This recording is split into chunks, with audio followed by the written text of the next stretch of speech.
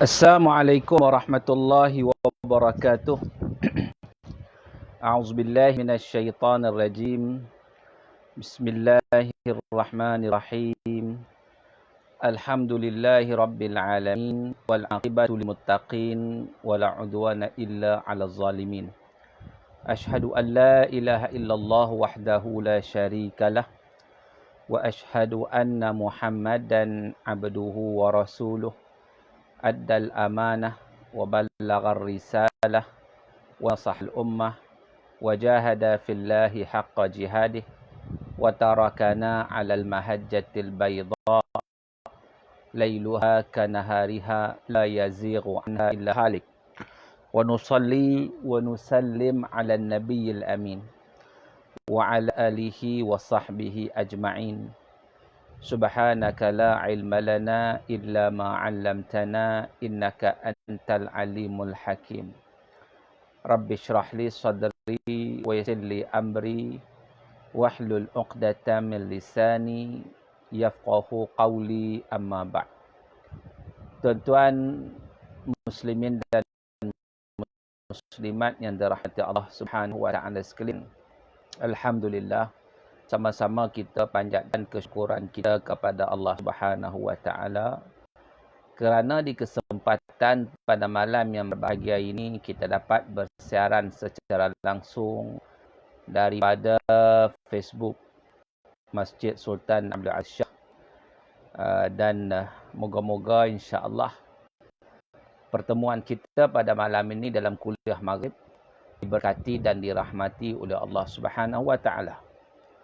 Tuan-tuan yang dirahmati Allah, insya-Allah pada malam yang berbahagia ini, tajuk yang kita nak bincangkan dalam kuliah maghrib kita ialah tentang amalan dalam bulan Rajab. Sebab hidup kita, tuan-tuan, semakin meningkat. Sedar tak sedar, kita dah dekat dengan Ramadan.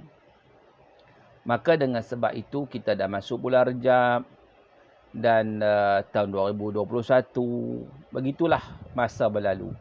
Terasa begitu cepat. Kalau dulu kita ingat wawasan 2020, lambat lagi nak capai. Rupa-rupanya kita sekarang sudah melewati 2020 dan kita sampai 2021. Tuan-tuan, dan masa berlalu, akhirnya kita sekarang berada dalam bulan Rajab.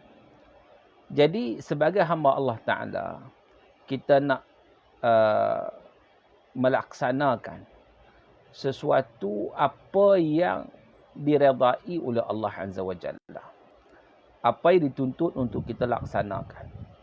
Dan insya-Allah tuan-tuan, oleh yang demikian, di kesempatan ringkas pada kuliah maghrib pada malam ini, sementara kita menunggu masuknya waktu Isyak, kita akan bincangkan tentang amalan-amalan yang kita boleh laksanakan dalam bulan Rajab. Itu dia. Baik. Walaupun kita tahu bulan Rajab ni terkenal dengan peristiwa Al-Isra' wal Mi'raj. Itu. Kan? Dan bulan Rajab ni juga terkenal. Walaupun Isra' dan Mi'raj ini tidak disepakati ulama' dari sudut tarikhnya. Bukan tak disepakati dari sudut peristiwanya. Peristiwanya memang berlaku sabit dalam Al-Quran. Tetapi tuan-tuan, apapun peristiwa itu merupakan satu perkara yang juga kita ambil iktibar dalam bulan Rajab ni. Dan tuan-tuan, memulai perbincangan kita tentang apakah amalan-amalan yang kita boleh laksanakan dalam bulan Rajab. Sebenarnya kita tengok banyak perbincangan. Saya duduk dalam masyarakat kita, tuan. Bimbang sebab apa? Berlakunya pertembungan antara dua golongan. Satu golongan yang saya suka namakan sebagai golongan yang cair, dan satu lagi golongan yang beku. Jadi maknanya kita berhadapan dengan dua golongan. Satu golongan cair, satu golongan beku. Apa maksud golongan cair? Golongan cair maksud dia golongan yang apa dia menganalisis. Maka dengan sebab itu, dengan wujudnya golongan cair ini, maka hadis palsu begitu berleluasa. Sebab golongan cair inilah juga yang menyemarakkan lagi penyebaran hadis palsu. Terutama bila mana dikaitkan dengan ibadat. Maka tak selidik dah, terus sebar saja. Itu golongan cair. Satu golongan lagi, golongan beku.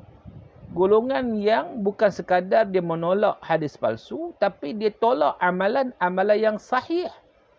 Dengan menidakkan terus amalan. Lalu, dia tolak semua sekali. Yang beku ni. Bukan sekadar dia tolak hadis-hadis yang tak betul, tetapi amalan-amalan yang sepatutnya dilakukan pun dia tolak semua. Semua dengan anggapan bid'ah. Jadi maknanya kita berhadapan dengan dua aliran pemikiran yang bagi saya ini aliran ekstrim, melampau.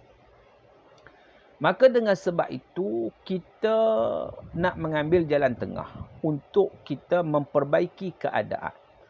Kita nak mengajak umat Islam, masyarakat untuk faham, memahami Islam dengan cara yang betul. Itu. Sebab Nabi SAW menyatakan dalam sebuah hadis yang sahih, "Man yuridillahu bihi khairan yufaqihu fid din." Sesiapa yang Allah Ta'ala kehendaki kebaikan padanya, maka akan difahamkannya perkara agama. Jadi kita nak faham, tuan-tuan. Bila kita nak faham, kita kena belajar. Sebab apa? Sebab nak faham ni, dia punya kunci dia adalah belajarlah. Maka dengan sebab itu, kita kena sentiasa berada dalam majlis-majlis ilmu, terutama yang diadakan secara langsung, secara live. Kalau yang rakaman tu kadang-kadang, kalau kita tak faham, kita tak boleh nak tanya sebab rakaman. Tetapi kalau live, insya-Allah kalau tak faham atau timbul sebarang kemusykilan, boleh tanya. Juga malam ni, tuan-tuan, saya buka ruang kepada sahabat semua yang mengikuti perbincangan kita. Saya buka ruang seluas-luasnya untuk mengemukakan soalan. Boleh tanya apa-apa nak tanya, insya-Allah. Kita cuba cari jawapan yang boleh memberi kebaikan kepada kita bersama. Baik, tuan-tuan yang dirahmati Allah Ta'ala sekalian. Dalam sebuah hadis, saya nak mulakan perbincangan kita sebab saya sebut tadi bahawa kita berhadapan dengan dua golongan. Satu golongan cair sangat yang menerima semua hadis palsu. Sebab itulah kita lihat hadis-hadis tentang fadilat Rajab ni begitu berleluasa, walaupun kita tahu banyak yang diwar-warkan itu merupakan yang palsu. Kalau dhaif okey lagi, tapi yang palsu. Dan juga kita berhadapan dengan golongan yang beku sangat, yang tolak semua amalan-amalan sampai kita pun tak tahu nak buat amalan apa bulan Rajab ni. Jadi tak ada apa, tak buat apa. Rugilah kita. Sebab itu kita nak ambil jalan tengah kita sebut tadi. Kita ambil, kita kata nas-nas, dalil-dalil yang sahih. Maupun dhaif yang tidak terlalu kuat dhaifnya, boleh. Dan kita avoid, jauhkan daripada yang palsu. Dan kita memperbanyakkan amalan berdasarkan kepada ruh syariat itu sendiri. Yang mengajar kepada kita untuk menjadi orang beriman yang beramal saleh. Sebab itu dalam banyak ayat Quran, ketika mana Allah sebut orang beriman, Allah gabungkan dengan beramal saleh. Alladzina amanu wa amilus salihat.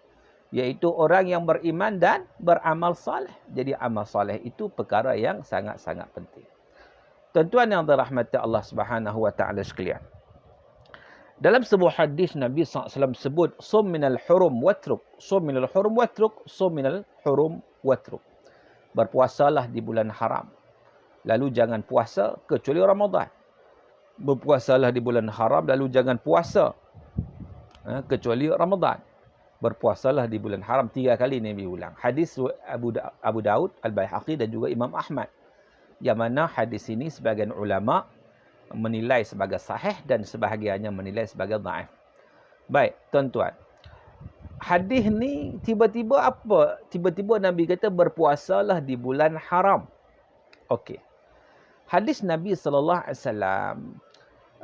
yang kita sebut ini adalah rentetan daripada sebuah kisah mengenai seorang sahabat yang meminta kepada Nabi untuk mengekalkan diri berpuasa, iaitu Al-Bahili. Dia datang berjumpa Nabi SAW.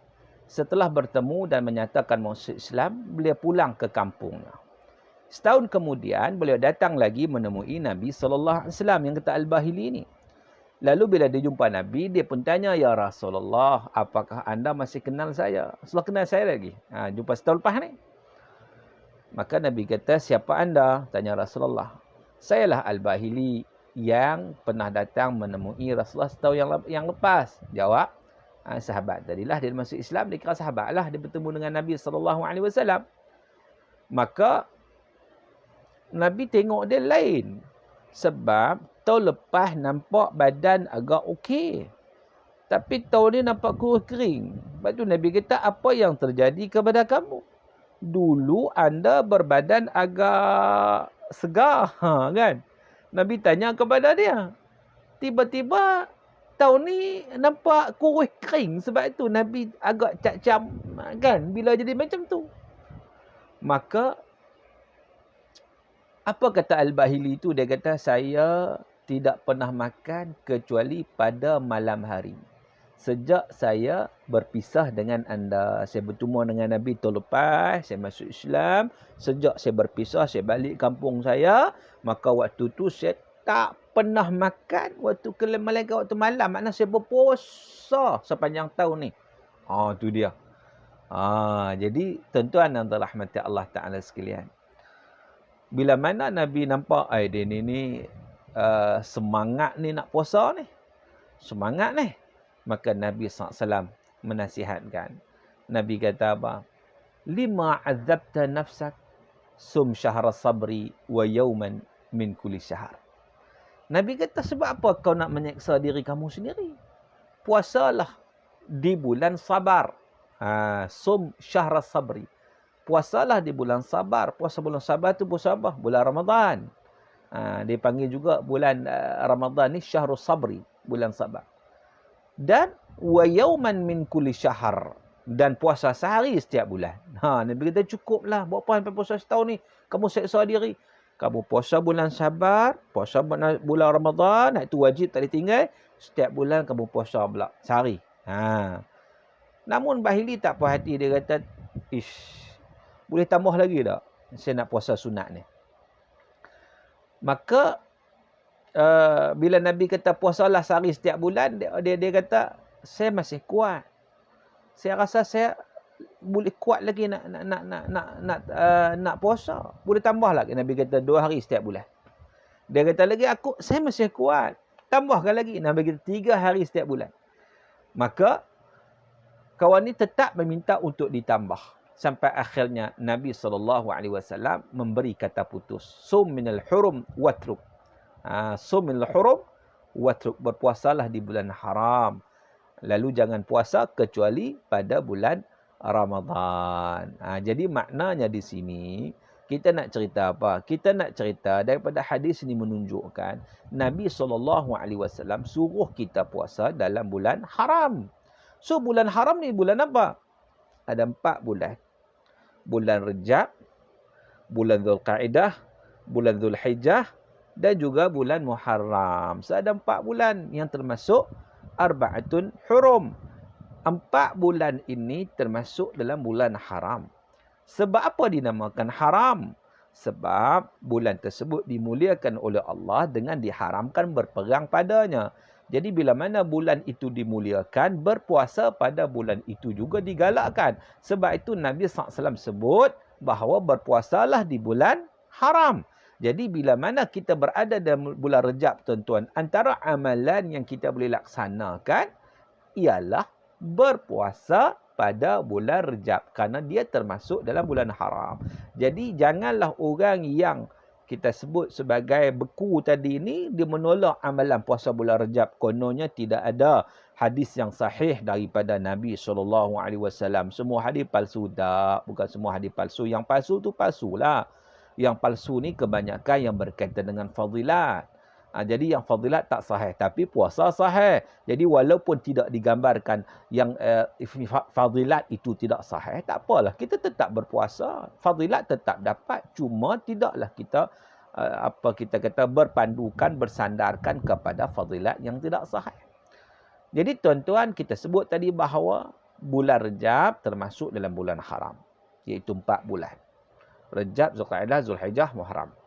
Maka dengan sebab itu, secara umumnya sunat berpuasa pada bulan Rejab. Apatah lagi sebagai satu persediaan untuk menyambut bulan Ramadan tidak lama lagi. Maka dengan sebab itu, antara amalan yang kita boleh laksanakan adalah puasa bulan Rejab. Pahalanya pula macam mana? Yang ni kita avoid. Sebab apa? Sebab fadilat puasa bulan Rejab yang diwar-warkan sejak sekian lama dalam masyarakat kita, bahkan dalam WhatsApp, dalam medsos, media sosial, antaranya puasa bulan Rejab ni kalau puasa 3 hari saja akan dapat pahala sebanyak 700 tahun, akan dapat sungai dalam syurga nama dia Sungai Rejab. Kita beritahu kawan kita bulan Rejab datang, kita selamat daripada api neraka, dan pelbagai lagi fadilat-fadilat yang dikongsi itu dalam media sosial, dalam medsos itu tidak sahih.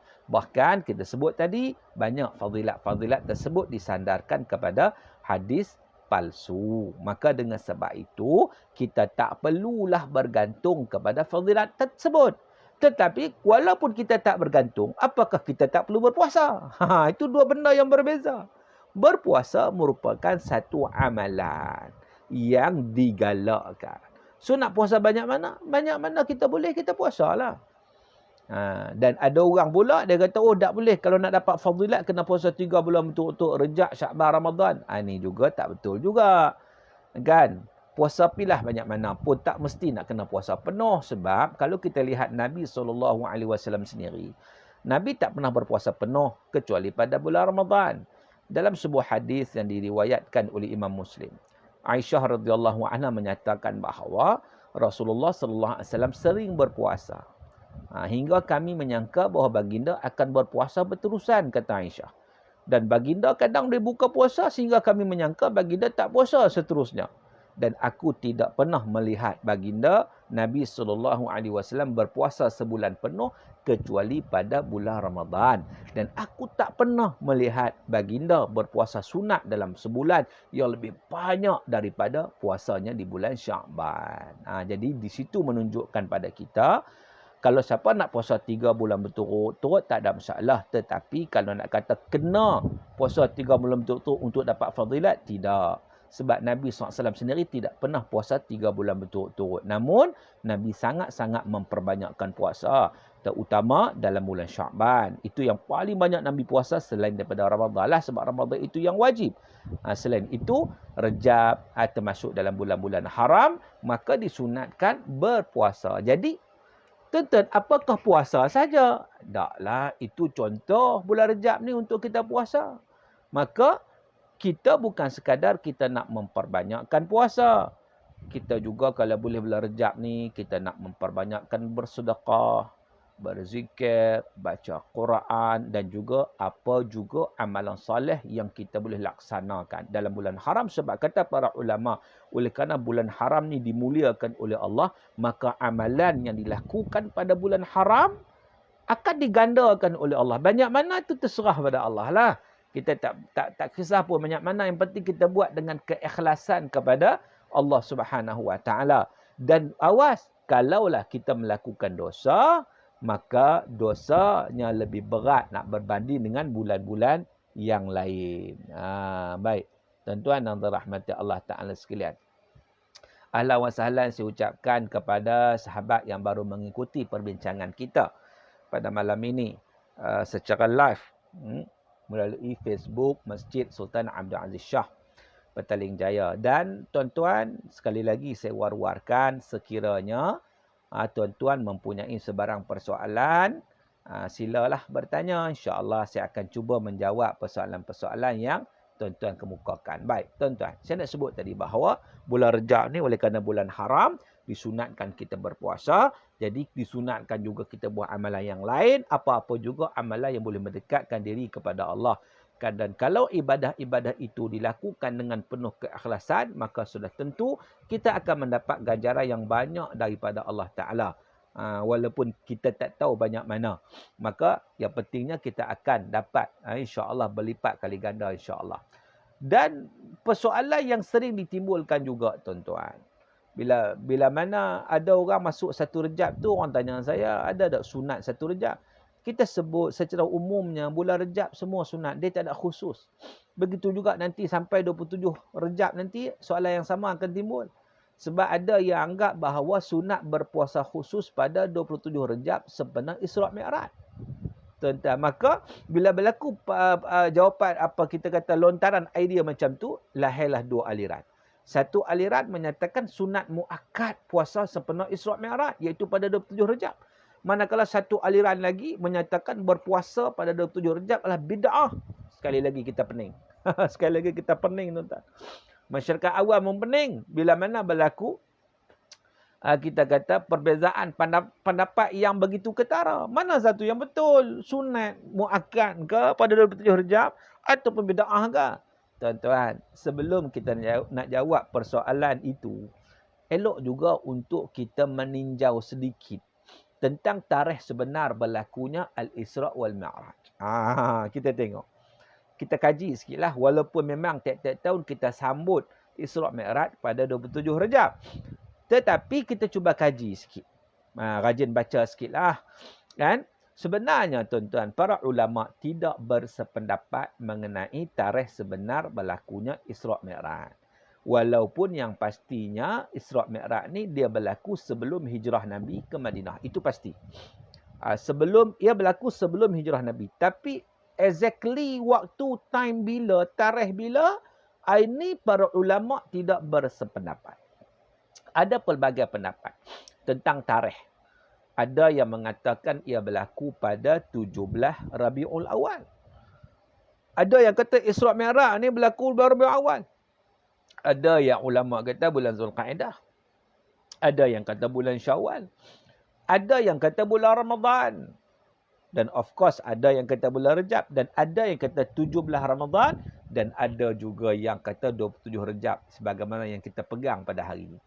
Jadi, daripada perbezaan pandangan para ulama, dapat diambil kesimpulan bahawa kalau tarikhnya pun tuan-tuan tidak disepakati oleh para ulama, mana mungkin ada sunat khusus puasa sepenuh 27 Rejab, sepenuh Isra' Mi'raj. Mana mungkin? Sebab apa? Sebab tarikhnya pun ulama tak sepakat. Tak tahu bila Isra' Mi'raj. Jadi mana ada puasa sepenuh Isra' Mi'raj? Kalau ada puasa sepenuh Isra' Mi'raj, kita nak puasa hari apa? Hari itu pun menjadi khilaf dengan ulama. Jadi, kalau macam tu, apakah tanggal 27 Rejab tak boleh puasa? Soalan yang kedua. Sebenarnya tuan-tuan, tiada fadilah khusus puasa sepenuh 27 Rejab kerana tarikh berlakunya Isra' Mi'raj tak disepakati oleh para ulama. Itu kita faham.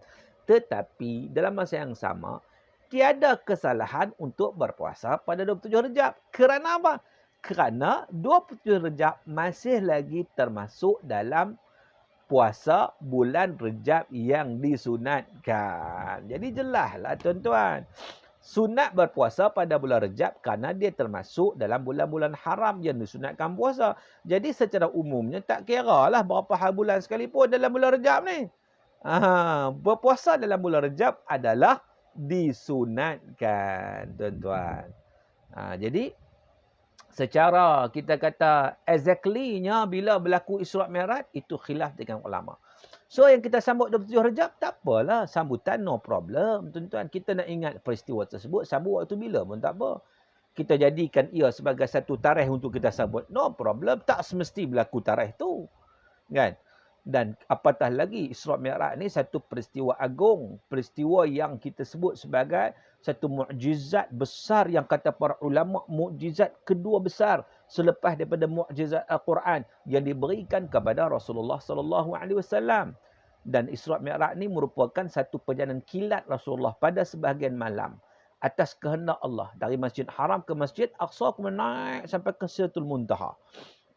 Sebagaimana dirakamkan oleh Allah Ta'ala, Subhanalladzi asra bi'abdihi laylan minal masjidil harami ilal masjidil aqsa alladzi barakna hawlahu linuriyahu min ayatina wa huwas sami'ul basir.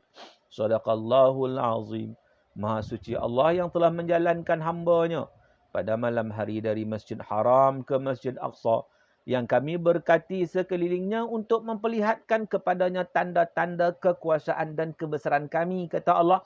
Sesungguhnya Allah jualah yang maha mendengar lagi maha mengetahui. Jadi Isra' Mi'raj itu, Isra' ni maksud apa? Rihlatun ardiyah, perjalanan bumi. Mi'raj itu apa? Rihlatun samawiyah, perjalanan langit. Jadi Isra' perjalanan dari Masjid Haram ke Masjid Aqsa. Mi'raj perjalanan Nabi Masjid Aqsa ke Sidratul Muntaha. Kita boleh lihat dalam surah An-Najm.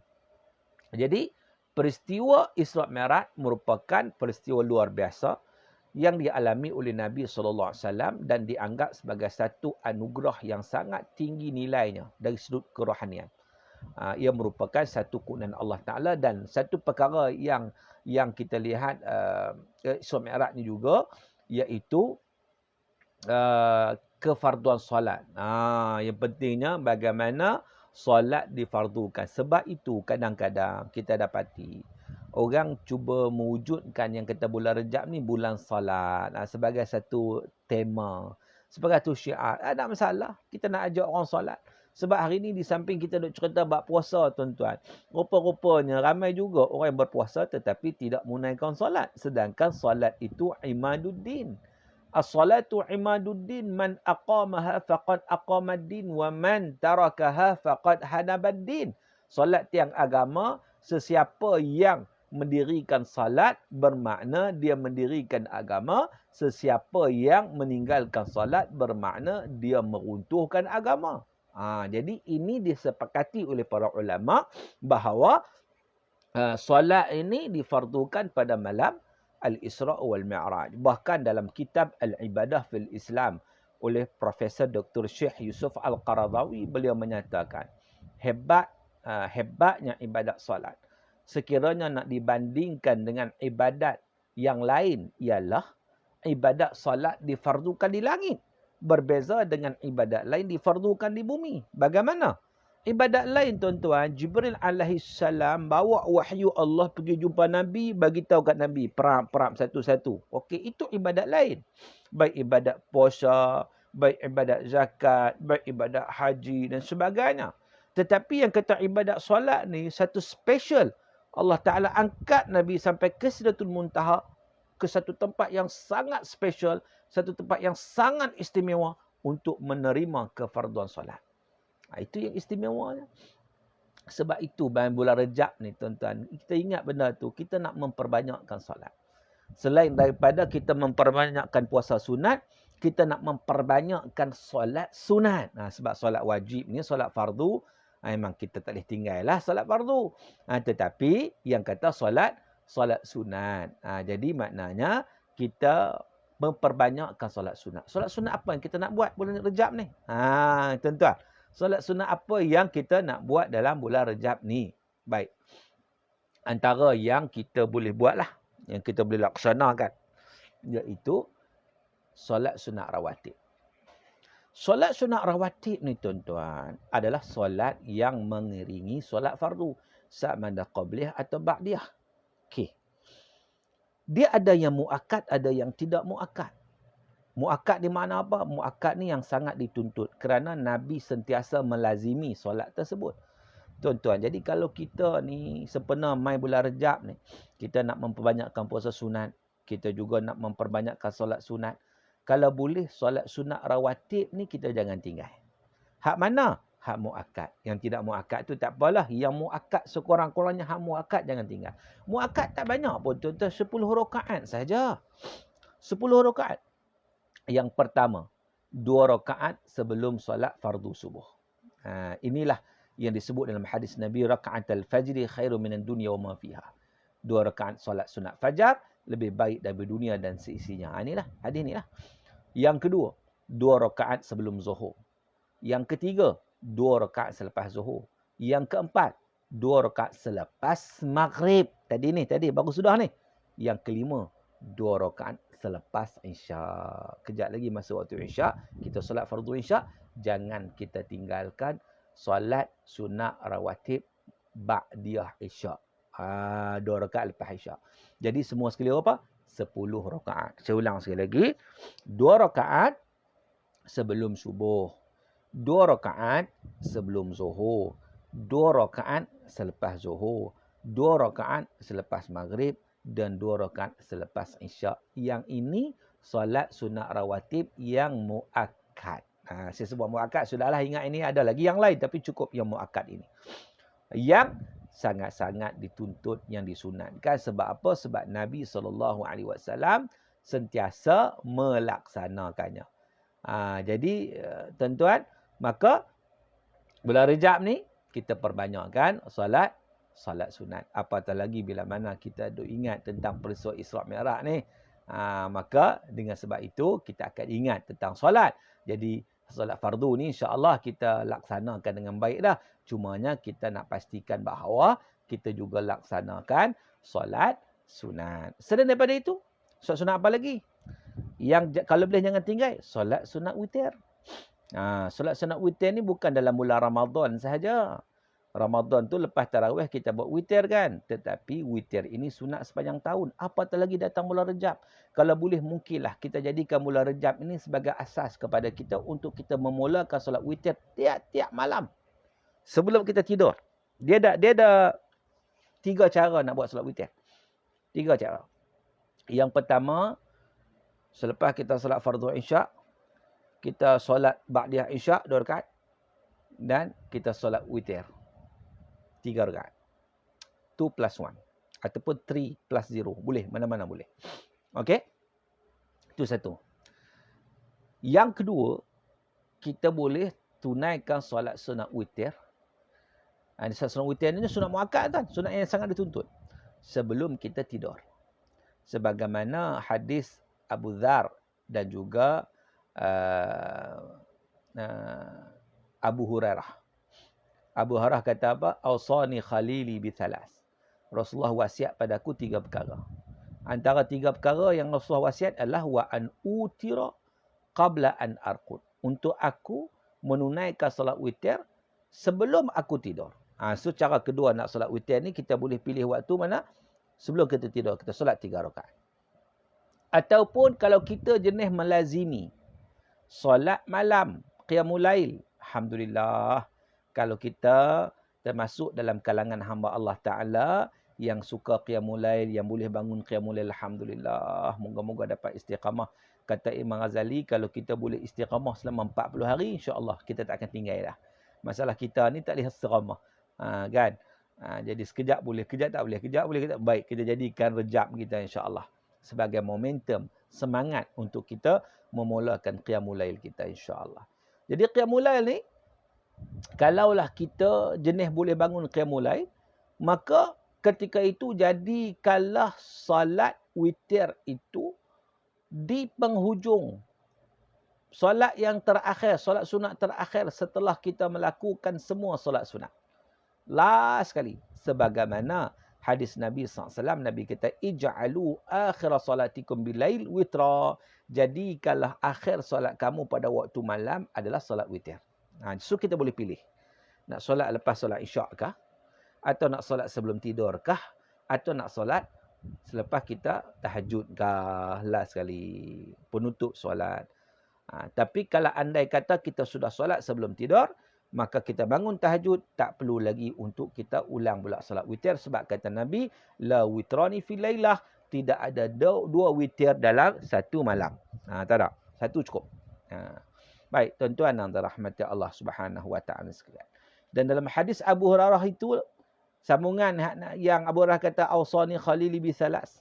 Rasulullah wasiat padaku 3 perkara selain daripada solat witir. Rasulullah juga wasiat apa? Raka'atai duha. 2 rakaat salat sunat duha. Ini juga solat, tuan-tuan. Kalau boleh kita solat. Orang hari ni, dia solat sunat duha kerana itulah yang diwar-warkan, itulah magnet rezeki.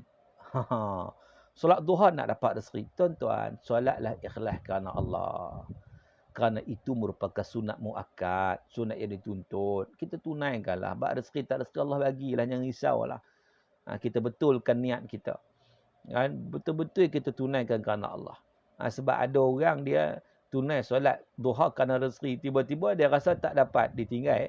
Aku setahun aku solat duha tak dapat apa pun. Nega duk macam tu tak untung-untung, biasa boleh setakat boleh makan ya. Tak payah dah. Sebab apa? Sebab dia solat tu kerana nak dapat sesuatu habuan di dunia. Itu masalahnya. Solat tu dikaitkan dengan magnet rezeki. Sedangkan solat duha ni satu sunnah Nabi buat je lah. Rezeki Allah bagi. Kan? Melazimilah solat sunat duha. Walaupun 2 rakaat. Paling banyak solat duha ni tuan-tuan, kalau ikut riwayat yang sahih 8 rakaat. Kalau ikut riwayat dhaif 12 rakaat. Jadi kita ambil 2 dah lah ikut hadis Abu Hurairah tadi ni, kan? So kita buat 2 rakaat solat sunat duha. Kalau boleh maintain yang ni pun alhamdulillah. Tak larat solat berdiri, solat duduk. Solat sunat ni boleh tuan-tuan. Solat sunat ni kita duduk macam ni Eh. Allahu akbar. Baca Fatihah. Tu rakaat. Kan? Lepas tu i'tidal. Sujud kita lebih sikit. Allahu akbar, ada lebih sikit. Tu doa sujud macam tu. Duduk ni boleh solat, tak ada masalah. Solat sebab solat sunat ni boleh. Walaupun kita mampu berdiri, tetapi kita dibenarkan untuk duduk. Walau dalam keadaan kita mampu berdiri. Berbeza dengan solat wajib. Solat wajib tak boleh. Solat wajib kalau kita mampu berdiri, wajib kita berdiri. Kalau kita duduk dalam keadaan kita mampu berdiri, solat kita tidak sah. Itu kena faham beza antara keduanya itu. Baik, jadi solat duha. 2 rakaat solat duha dalam hadis Abu Hurairah itu hadis sahih. Dan kata Abu Hurairah juga Rasulullah wasiat apa? Siyami 3 ayyamin kulli syahr. Puasa 3 bulan Puasa 3 hari bagi setiap bulan. Yang disebut sebagai ayyamul bid, hari-hari putih. Bila? 13, 14, 15. Tiap-tiap bulan Islam. Jadi maknanya kita boleh puasa bulan Rejab ni kita nak banyak puasa. Okey. Kita puasa Isnin, kita puasa Khamis. Tambah lagi 3 hari. Dalam 13, 14, 15. Jadi banyak lah tu alhamdulillah.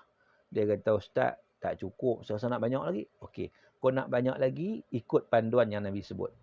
Puasa Nabi Daud alaihi salam. Bagaimana puasa Nabi Daud?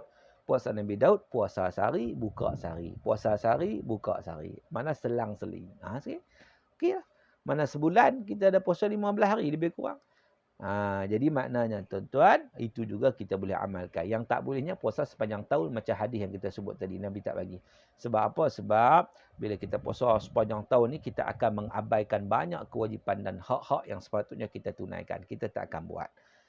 Maka dengan sebab itu, kita pastikan tak sampai tahap macam tu. Baik. Tuan-tuan yang dirahmati Allah Ta'ala sekalian. Jadi itu amalan bulan Rajab. Di samping banyak lagi yang kita boleh buat zikir, istighfar. Kan? Bukan tak boleh berselawat pada Nabi. Banyakkan selawat. Sekali kita selawat, Allah selawat pada kita 10 kali. Jadi itu semua amalan-amalan yang kita boleh buat. Ikutlah yang mana yang kita rasa nak buat, kita buat. Jangan tangguh. Jangan tangguh. Wasari'u ila maghfiratin min rabbikum. Bersegeralah kamu mencari maghfirah, pengampunan daripada Allah Ta'ala. Jadi, bulan Rejab ni insya-Allah kita mohon pada Allah, maka kita dapat keberkatan macam doa yang kita selalu doa, Allahumma barik lana fi Rajab wa Sya'ban wa balighna Ramadan. Ni pun doa ni pun jadi satu isu juga. Orang kata ni berdasarkan hadis dhaif. Memanglah hadis dhaif, tetapi bab doa ni tuan-tuan kita minta kebaikan pada Allah. Tak ada hadis pun boleh doa, apatah lagi hadis dhaif. So tak ada isu, boleh doa. Allahumma barik lana fi Rajab. Ya Allah berkatilah kami dalam bulan Rajab. Wa Sya'ban, dan pada bulan Sya'ban. Wa balighna Ramadan, dan sampaikanlah kami kepada bulan Ramadan insya-Allah. Wallahu alam, sekadar itu perbincangan kita. Masa menghampiri untuk masuk waktu Isyak, jadi kita berhenti sekadar itu. Moga-moga sikit sebanyak yang kita bincang pada malam ini, pada kuliah maghrib malam ini, diberkati dan dirahmati oleh Allah. Saya ucapkan terima kasih kepada yang menuntut, terima kasih kepada AJK Masjid, dan terima kasih kepada semua. Apa yang baik datang daripada Allah. Salah silap saya pun maaf sekian. Aqulu qawli hadza wa astaghfirullahal azim li wa lakum. Wabillahi taufiq wal hidayah. Assalamualaikum warahmatullahi wabarakatuh.